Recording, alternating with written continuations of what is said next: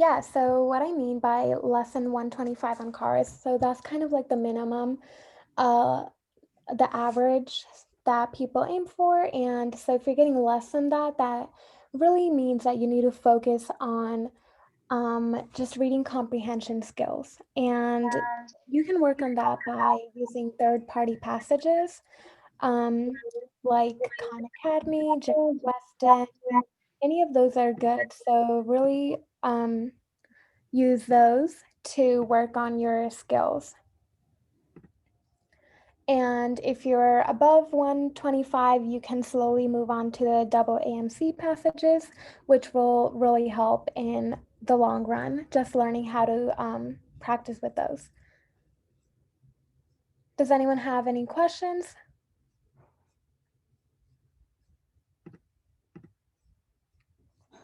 Okay, if not, we're going to get started. And as I mentioned, this is super interactive, so please stop me at any time with any questions you have and how we're going to run this session today. I have a question. Yeah, what's up? You mean below 125, we should working on the comprehension scale.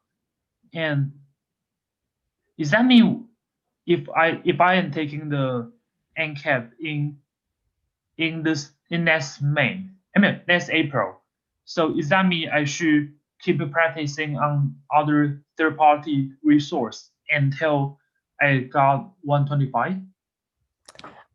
Yeah, and if you're definitely taking in late April, May, you still have a lot of time, so you'd want to save the double AMC material for last.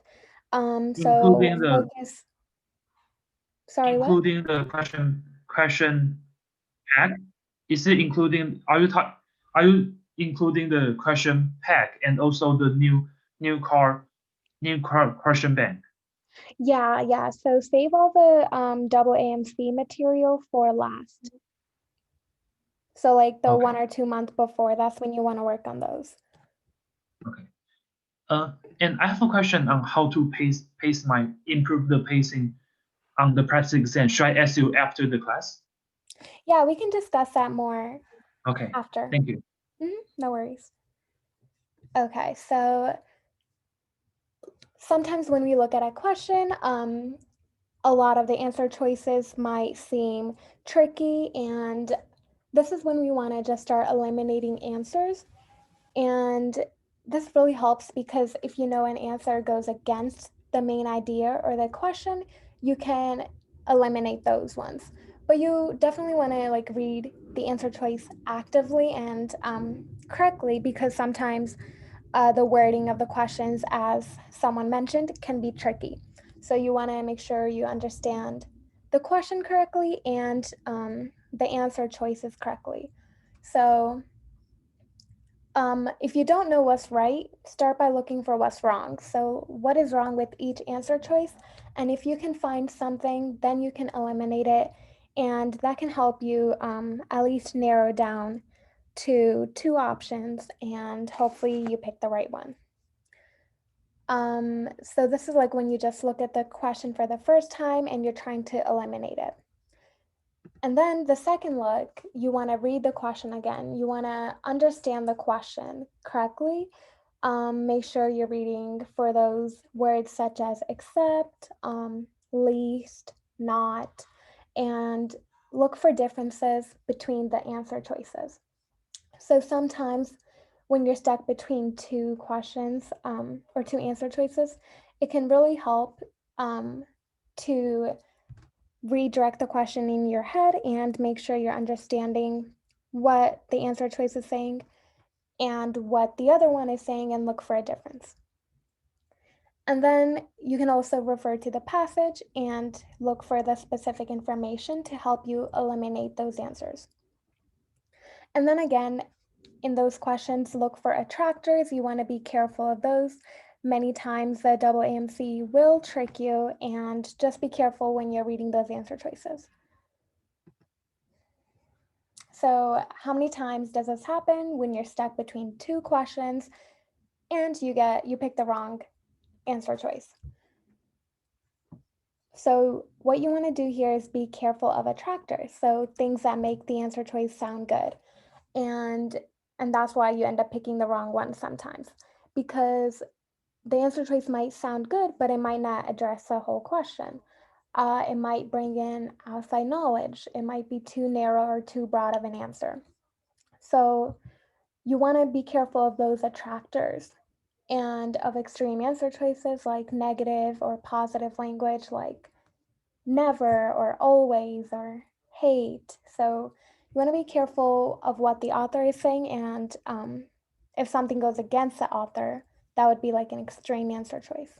Really love it. Super simple. I think it's just got this kind of effortless look to it. It comes in this suede.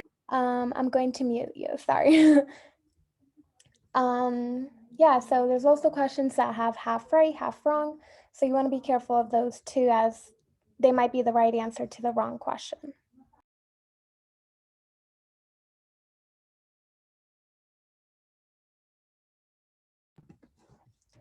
Okay, does anyone have any questions from there? Let me know in the chat. And then I think I have one more slide and then we'll start the practice. No questions? Okay, cool.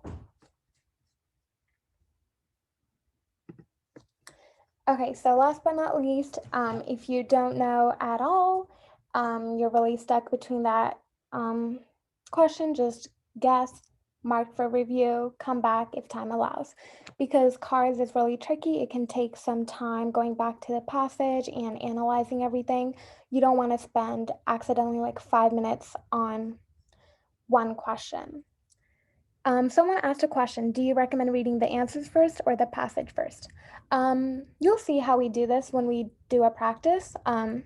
But what I recommend, and this might not work for everyone, but read the answers first, because that can help you, or read the questions first, not the answer choices though. But so you can look for what you want to in the passage and know where you need to slow down and read. So that can really help with that. Okay, so we're gonna do these two passages. We'll start with the first one. You can go to jackweston.com, go to cars, and it's the first page, I think, history textbooks. I can also copy and paste this in the chat.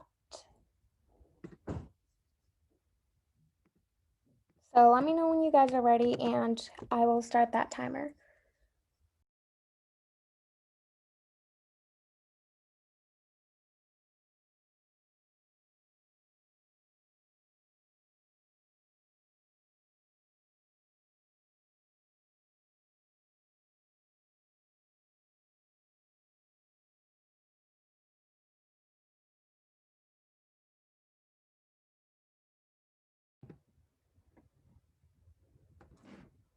Okay, for those that are new, would it help for you to do one of the passages together and then you want to do one on your own? Let me know which one you guys would prefer. I'm seeing a lot of questions pop up.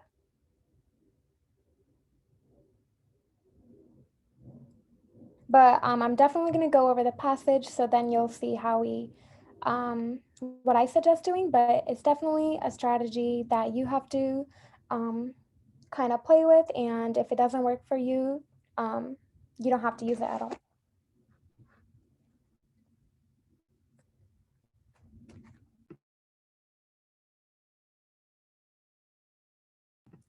Okay, I'm going to start the timer then, and let me know when you guys are done.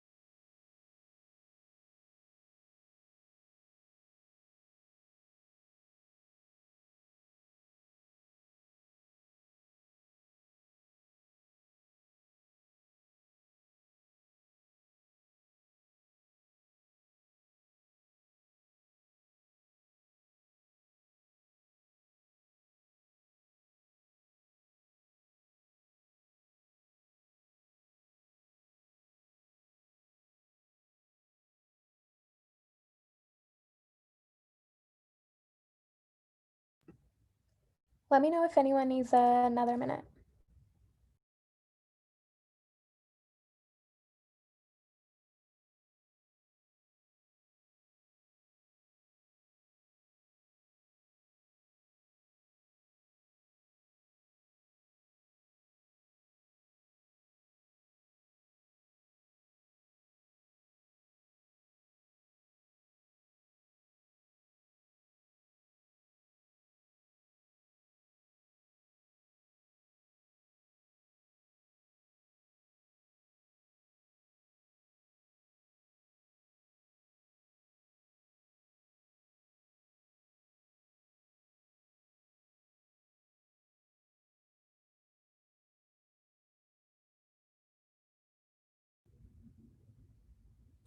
Is everyone done with the passage?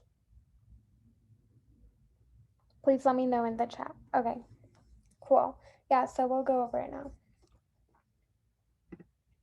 So what did you guys think? Was it okay?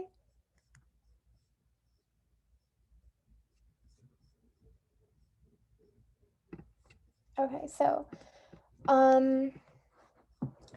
I like to read the questions first just because that helps me understand the passage more. But if that doesn't work for you, you don't have to do that. So, okay, it has been said that we tend to believe information we learn to be true as children is true throughout our lives. Which of the following points made in the passage would best support this claim? Okay, we're looking for historical events. That's an example of something that the passage suggests that a recent history book would portray. Which of the following statements would the author agree with? Okay. According to the passage, which of the following reasons was probably determinative, including these people in the history textbooks? Okay. In the last paragraph, the author implies historians who write school textbooks should. Okay. Which of the following would most weaken the author's argument? Okay, cool. So basically, we're going to be talking mostly about history books, just looking from those questions. So from paragraph 1, what was the important things you guys highlighted in here? Let me know in the chat and we can go over paragraph 1. Okay, history books in the 50s.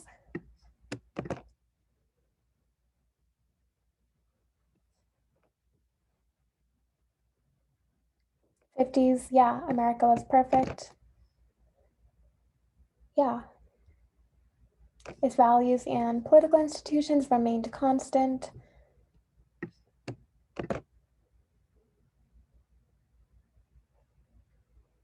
These texts appeared permanent just because they were so self-contained. Yeah. Okay, so what can we kind of get from paragraph 1? What is like a 1 to 2 word summary of paragraph 1?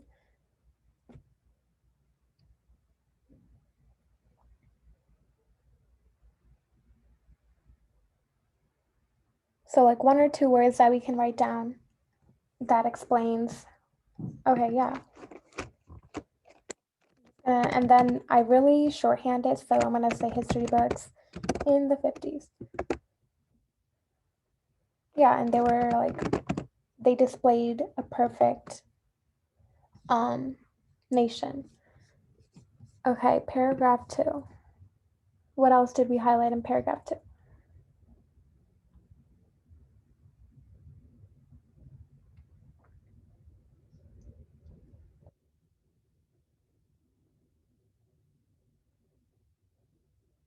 Let me know in the chat. Okay.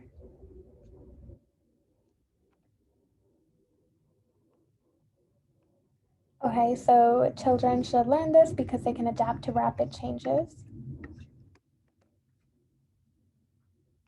So now the author's saying the textbooks have changed, and with them the country. Is there anything else that you saw that was important?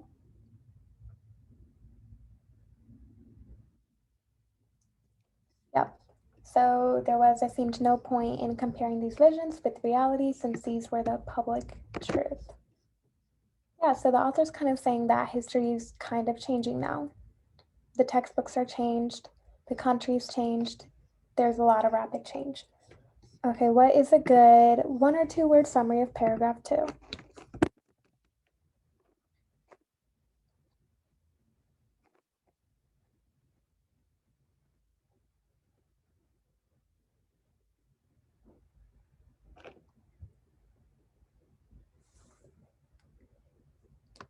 Anyone?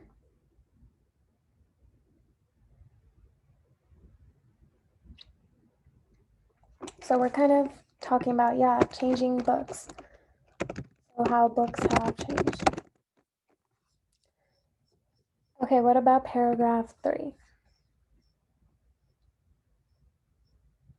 So the present is a tangle of problems. And he lists like a lot of examples. Some books illustrate these problems.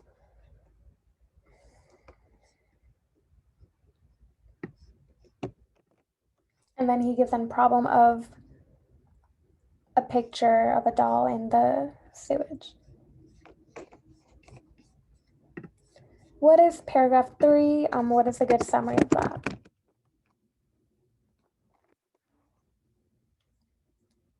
Yeah, so there's a lot of examples of problems.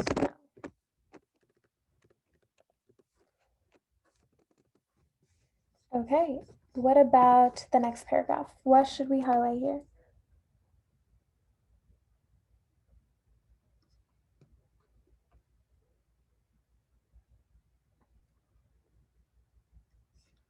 So the great unity of the text has been broken.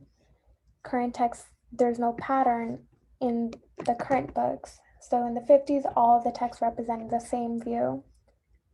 And so some books portray civil rights legislation as a series of action taken by a wise paternal government. And in others, he's comparing this example by mentioning people such as Malcolm and, I'm going to butcher this, but Stokely. Okay. In some books, the Cold War ended, and in others, it continues. So he's kind of like letting us know that the current texts are not following a pattern, and there's different views of history even now. So in some books, and then this is important because here we have a question about this coming up. So we are definitely going to come back to that. Okay, so what is a good summary of paragraph 4?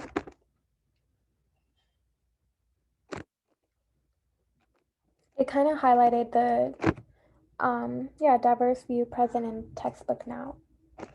So different views now. Okay, great. Moving on, paragraph 5. So what was important here?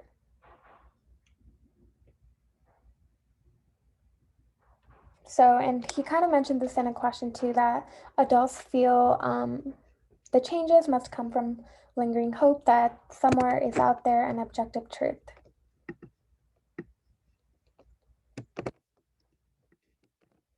The hope is foolish. So this is kind of what the author thinks. The hope is foolish. There are no absolutes in human affairs. There's nothing as perfect objectivity.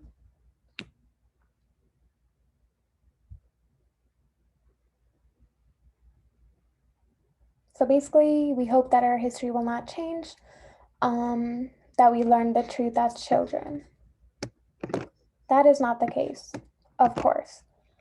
So he's kind of telling us his point of view here, what he thinks, and how problems that we grew up have found their way into history books. Okay, cool. What is a good summary paragraph here?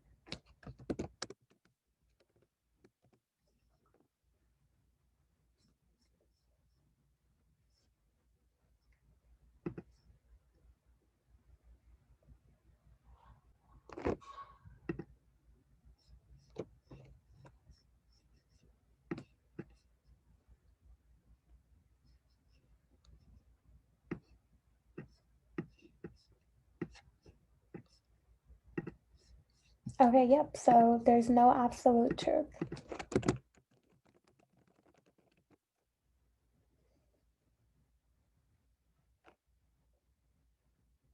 Okay, great. Last paragraph, slippery history. What is he trying to say here? So we need to keep editing these books. He said to stay in steps with the cycle of adoption, the publishers need to revise their old texts and substitute new ones. In this revision, they not only bring history up to date, but make changes in the body of the work.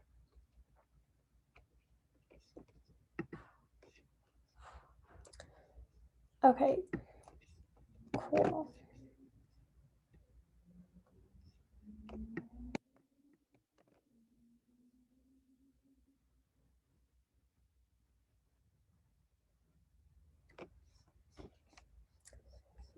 Okay, and last summary, that was a good one. History books need to be updated. Okay, question. Is it okay to approach the passage from hindsight after reading the questions, or is it best to pay attention to every detail? So in Cars, you don't want to pay attention to every detail just because there's going to be a lot. And you don't need to focus on the detail because you have the passage in front of you. This little summary helps you go back to that passage really quickly. And by highlighting through the passage, you can read the important things. So that really helps you. So like if there was a question on like books becoming updated, I would know that based on my summary that was in paragraph 6. I would just read that the content of American history books change, and then history books are more contemporary than any other form of history. I kind of just read my highlighted important words that stand out just to get a really quick summary of that paragraph. So you really want to use highlighting to your advantage and the 1 or 2 word summaries. And in the beginning, I know this took some time, but once you really get used to it, it really helps you save time because you're not reading like the whole passage for like the 3rd time. Okay, does anyone have any questions about the passage itself? We'll go to the questions now. Okay. No questions then? Okay, what did you guys put for number 6?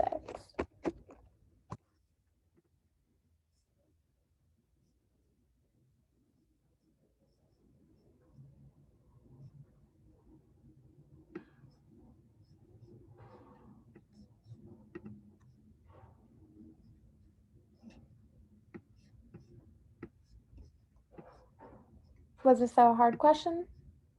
So it's basically saying which one would weaken. And honestly, yeah, like if you can't tell right away, just skip it and we can come back to this. But we can do it now. So what was the main point of the author's argument? He was saying books are changing. Before they were kind of perfect, or well, everyone thought they were perfect, but now there's a lot of problems, there are different views now, and books are getting updated now. So basically, which one would weaken the author's argument? So if something mentioned that the books, so let's go over this. So A, history books mention problems in America to explain how they were all solved. Okay, that seems okay. So most problems that history books now depict are relatively minor issues. I think we can eliminate that because that doesn't have to do really with the passage and what the author was trying to say. C, American history books discuss fewer crises than actually happened in the US. Yeah, that was not addressed either. So we can eliminate that.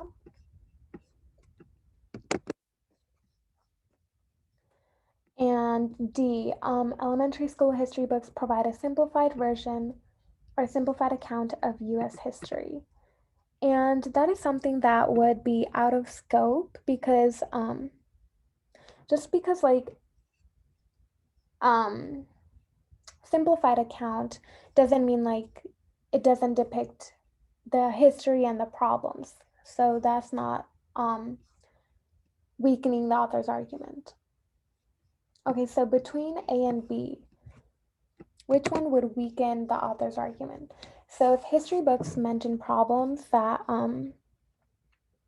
they're saying that these problems were solved, that's going against the author's argument because he's saying these books were updated because there's still problems around. So the problems that we grew up with have found their way into history books. So he's basically trying to say that history now says there's still a lot of problems and we revised these textbooks to make sure that they're up to date. Does that make sense? Why A would be the best answer choice to weaken the author's argument.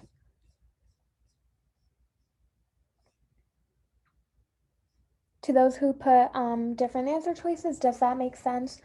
Do you want me to explain why not B? Okay. Most problems that history books now depict are relatively minor issues. This would not like weaken the author's argument because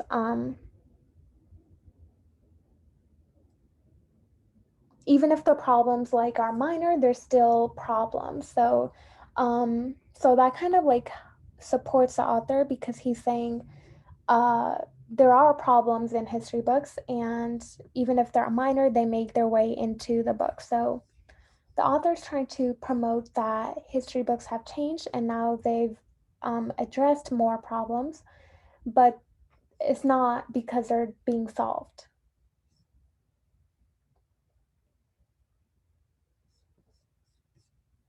Does that make sense? Because he's saying history books now show America as full of problems, whereas before, the country was perfect, it was the greatest nation, the country never changed, and the texts were permanent, but now they're not. He's saying there's a lot of problems.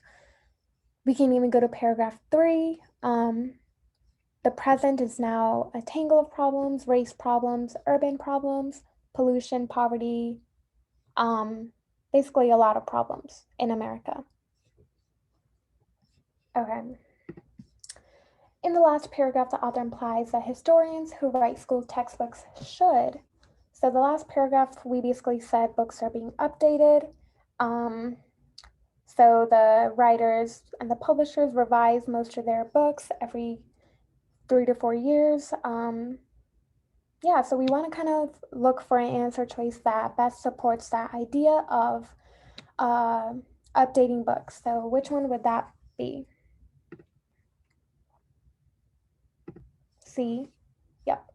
Does anyone have any other answer choice that they picked?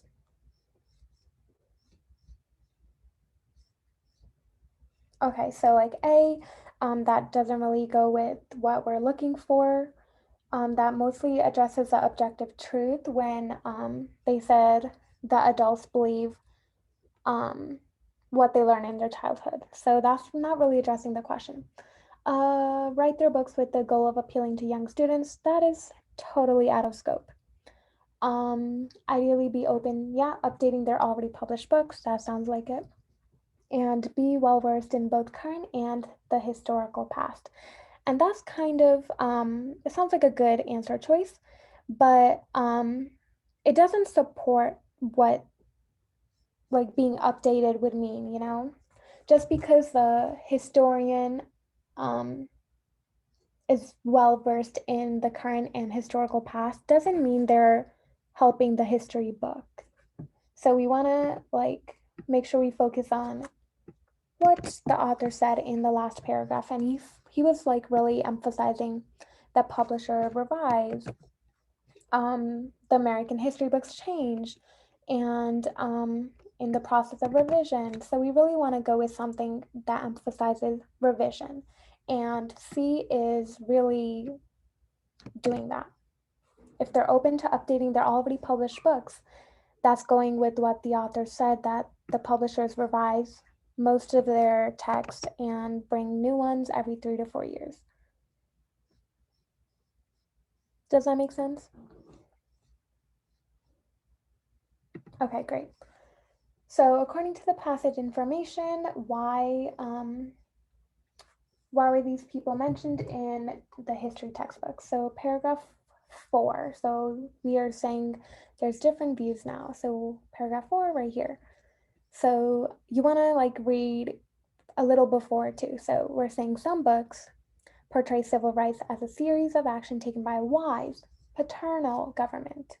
So these people are going against that. So others convey some suggestion of social upheaval involved by mentioning people such as Stokely and Malcolm.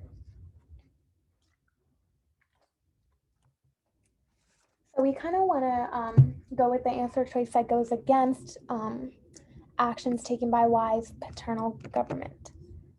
So which one would best portray that? Yeah, B. So if they cause civil unrest to get their civil rights legislation made into law, yeah, that definitely sounds like they're causing social upheaval. And A is kind of going against that. That is not why the Cold War was mentioned. It was mentioned afterwards, anyways. And D, this is not really in scope of the passage. We can't assume they served on the president's council of advisors. Okay. Which of the following would the author be most likely to agree with? What do you guys think?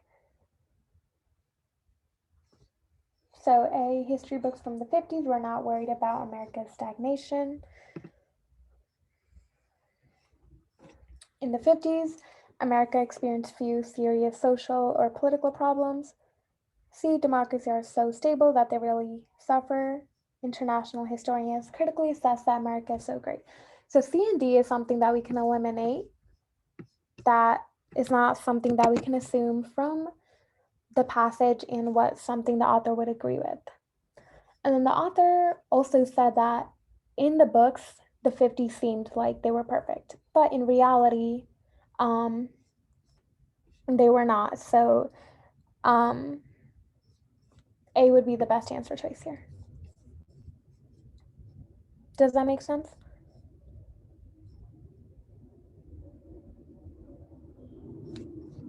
Okay. Number 2, which of the following would be an event of an example of something that the passage suggests a recent history book would probably portray? So something recent. So as we read that, now we're dealing with a lot of problems. So something dealing with problems would be a good answer choice. So let's try to find something like that.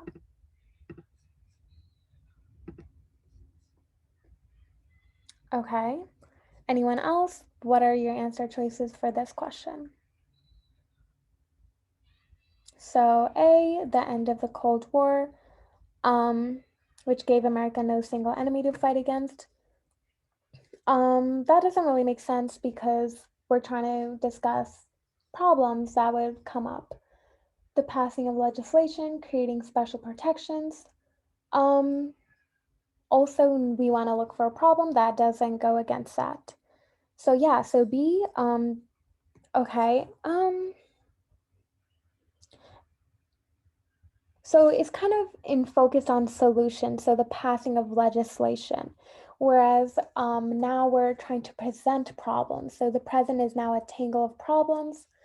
And some books illustrate these problems dramatically. So we want to make something that would seem dramatic and something that makes think that America is full of problems, because before we're saying America was the greatest nation, now we're saying America still has problems. So that's what we want to portray in the answer choice. And C would do that because if Americans distrust the office of the president, that's kind of saying that there are problems. And B is kind of saying the problem is being solved. And that is why B would not be the better answer choice. Okay, so whenever you're stuck, just go with the main idea, which was that history books have changed and now they show America full of problems. And someone mentioned Watergate was too old, and that is when we're bringing in your general knowledge. You shouldn't really think of when these events happened. That is not what, that would not be a good way to approach the question, just because we don't know, like maybe this passage was written, I think you can see it was written in 1979. So maybe these questions are kind of based off those as well. So just keep that in mind. Yeah, it's relevant to the time of the passage. Okay, which was 1979, as we can see here. And sometimes they won't even write that. So just be careful of bringing in outside knowledge to the question. Okay, so last question. It has been said that we tend to believe information we learn to be true as children. Which of the following made in the passage would best support this claim? So this was in paragraph 5. So when we said no absolute truth. So what do you guys think?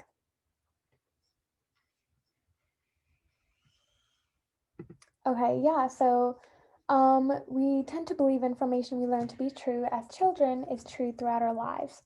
Yeah, so basically it's trying to say that when we're older, we still believe that what we learned was true, and we want to believe that history will not change, that we learned the truth of things as children. So that is saying as adults, like, feel and seeing the changes, there's hope that there is an objective truth. So the author said that. So it is okay to say adults. That would definitely help the author's claim. And which of the following would best support the claim? And yeah, someone mentioned that adults seem to be a dead giveaway. Sometimes a problem or answer choice will have that, and it's okay. They can try to trick you like that, making the question make you second guess yourself. You just want to go with the answer choice that best supports the paragraph and what the author mentioned. So he did say the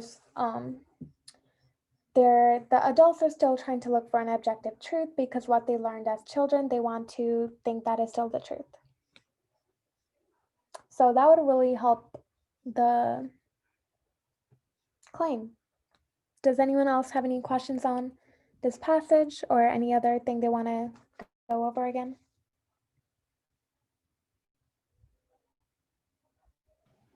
I have a question on question 1. Yeah. I incorrectly put D because I thought the phrase should learn to adopt is like suggesting that they actually didn't adopt the changes. So would it in other way indirectly prove the objective true? Children should learn to adapt to frequent changes in the world. Okay, so it has been said that we tend to believe information we learn to be true as children is true throughout our lives. So he's saying what we learn as children, we think is the truth throughout our lives. So adults still believe what they learn is the truth. So when they're seeing the changes in the history text, what they learned as history, and then they see the history is changing, they want to think that somewhere there's still the truth that they learned as kids. So we hope that our history will not change, that we learned the truth as children.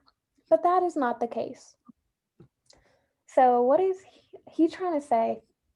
What the author is trying to say, that as children, we want to believe what we learned was true. And then as we grow up, we want to believe that the history that we learned as kids were true as well.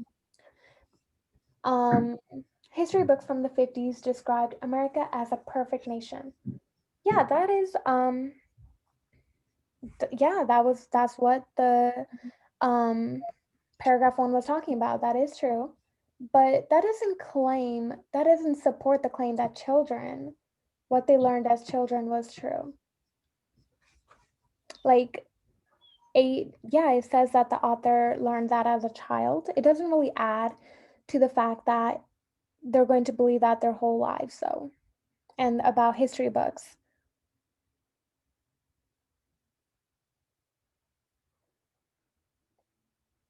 Let me know if that makes sense, if that was your question.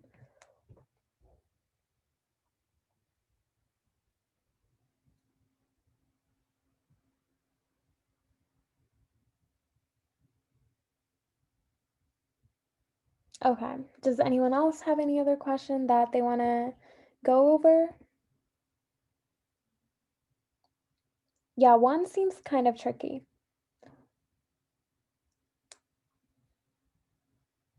How hard is this passage? I'm not sure. It's like I feel like the passage made a lot of sense. The questions were, I think there was one or two questions that were tricky, so I would say this is a medium passage. It's not too difficult. Passages that you can understand are really helpful just because you can understand the question and hopefully get to the right answer choice. And I think Jack Weston is a good practice, especially because it's free as well. And it can really help you improve your CAR score when you're starting out in the beginning. So you can definitely do a lot of practice. I really like they have the exact double AMC feature where you will see the screen like this on your test. So it's really good to just do a lot of practice like that. Some of the questions are kind of weird, so you definitely don't want to get used to everything like that, but practice doesn't hurt. How long are we supposed to spend on this passage? This was 6 questions. I would recommend no more than 9 minutes, but it depends. Like sometimes if you have more time, you can come back to it at the end, but try to limit your time to 10 minutes for sure. If not, just move along. You can guess as well. So just try to use your strategies and come back to it if you have time. Has anyone, have they been trying to do the reading the questions first, the little 1 to 2 summaries and highlighting and stuff like that? I would really want some feedback if that's been helping or not. So let me know, because every strategy does not work for everyone. The summaries there are helpful. Okay, yeah. Yeah, and like I said, it took me a while to get used to it. So just if you want, you can try it for a week or two and see if your score is improving. If not, use whatever strategy that works for you.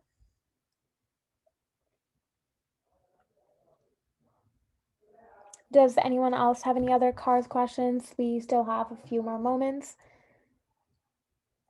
Yeah, so reading the questions before really helps me understand the passage just because I know where to slow down and highlight and read a little bit more carefully. What is a quick key for highlight? So highlighting, you want to just keep the questions in mind. You know what they're going to ask you. Really highlight those stuff. And whenever the author's saying like really kind of strict stuff, like he's saying America was perfect, that's kind of really, extreme. So you want to know where he's talking from, and text appeared permanent, political institutions remained constant. You really want to get the author's focus and perspective of the passage. So that's really a key thing to highlighting. And just make sure you can read it really fast and highlight only the important things. How do you get good at doing challenging passages? You honestly just have to practice a lot. Try to do those passages that sound boring and pretend like your best friend wrote them, so you have to pay attention. that's what I do, and just try to pay attention for 10 minutes and yeah, just pretend like this is a really good passage that your best friend wrote and you really want to love it.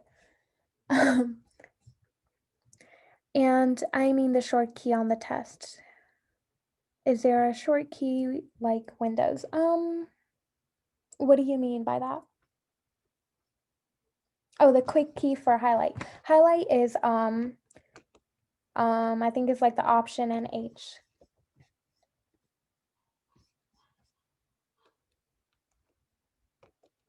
I think that's what you're asking. I think it's like the Option H. Yeah, there's no word search. Yeah, no, there's no Control F. Yeah, nope, none of that. So you really just want to, yeah, don't do Control F on these passages. That is not going to help you because that definitely is not there when you take your MCAT. So that's why I like to just do that really quick summary because I can look to that instead of going to the whole passage. And then that really helps me stay true to the author's perspective and not bring in any out of scope ideas.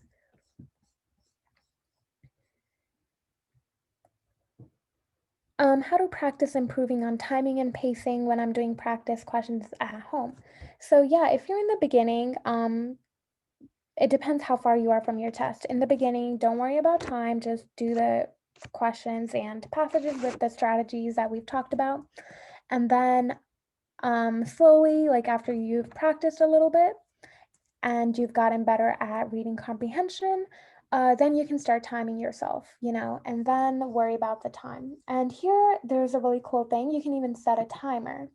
That really helps so you know how long you're taking. You can do that and just see how long you take on a passage and stop it whenever you're done. And you can kind of keep that in the back of your head. And yeah, I never really had a timing issue just because I read really fast and I've been reading for years. But honestly, these strategies really helped me a lot when I had to go back to the passage, and this helped me not panic just because I knew where to look in the passage, where to understand if I didn't understand a question or something. How many passages did you study to master cars? You want to do definitely 1 or 2 passages every day. And then when you're getting closer to your exam, start doing even more, do like 3 to 4. And that really just helps you with the timing, pacing, getting a lot of different questions and passages. So just doing a lot of practice, that really is the best way to do cars. And after, if you're still working on a strategy, you want to just see how many questions you're getting right with this strategy. And that can help you and see which strategy best works for you. If you're like, oh, I started highlighting and I got like a lot more questions right, you might want to start highlighting then if you see that you're doing well with that. Yeah, and I'm definitely going to send you guys the recordings from before. If you have any questions, you can definitely go back to those. Yeah, how do you learn from mistakes? So that's something I talked about in a previous session. I make a review. I like log all my mistakes in a mistake log for cars and just write down why you missed that question. Was it a Roman numeral question? Was it I've talked about the types of mistakes, so you really want to emphasize and write down what type of mistake you made. Was it you used out of scope knowledge? Did you run out of time? And then after a while, I was seeing that I missed a lot of questions because I was using outside knowledge. So just learning that can help you not do that. So then you stop using outside knowledge, or you stop picking. Sometimes I would like pick the answer choice and second guess myself. I would just like writing it down. Don't do that. Can help you. And I can like let you know which recording that was, but I think that was 2 recordings ago where I talked about how to learn from your mistakes. So let me know if that helps. And yeah, every passage is different, but going over every passage should really help you learn.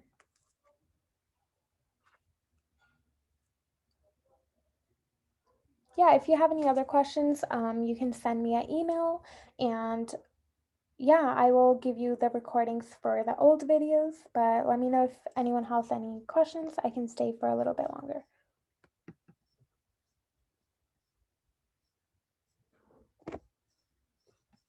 Yep. And we didn't get to do the other passage, but no worries, we'll do that next time. And last but not least, once again, if you guys can please help us out to become a nonprofit. We are volunteers, so it would really help us to just become a nonprofit and apply for other grants, and we would be able to cover our costs to keep running these sessions and help you guys. So thank you.